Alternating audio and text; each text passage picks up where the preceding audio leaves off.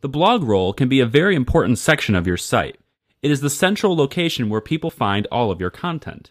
However, by default, WordPress uses the entire post in your blog roll, and this can sometimes be a bad experience for your visitors.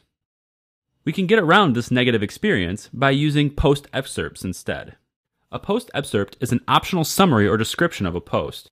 In order to properly set up post excerpts, we need to take a variety of different steps to ensure that it's set up properly. The first thing we need to do is visit the Settings menu and go to Reading Settings.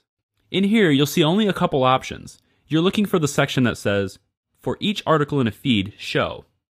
By default, full text is selected. Select Summary instead, and then update the changes.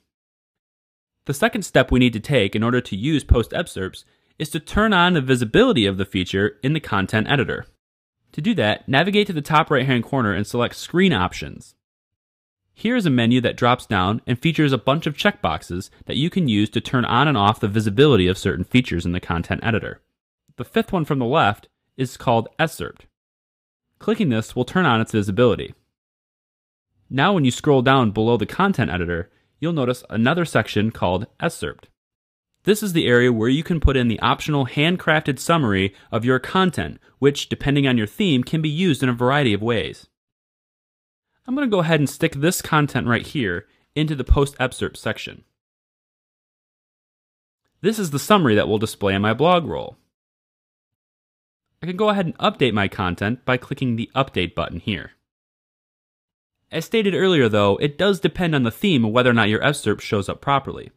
In the default WordPress theme, for example, excerpts don't show by default.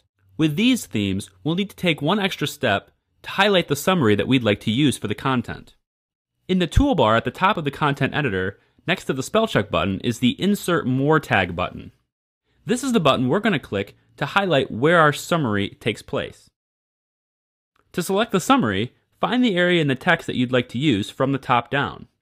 In this case, I'm just going to use these two paragraphs here. Right after the period, I'm going to go ahead and hit the Insert More tag. This is an invisible line to the rest of the world, and it highlights where in the post I'd like the summary to be. Now we're going to go ahead and hit Update. I've gone ahead and taken these steps with the other posts in the blog as well. As you can see, the posts are only displayed by the summary that we've selected and not by the entire post. If your viewers like the summary, they can click the Continue Reading button and be taken to the entire post, where they can get all of the information that you have to share.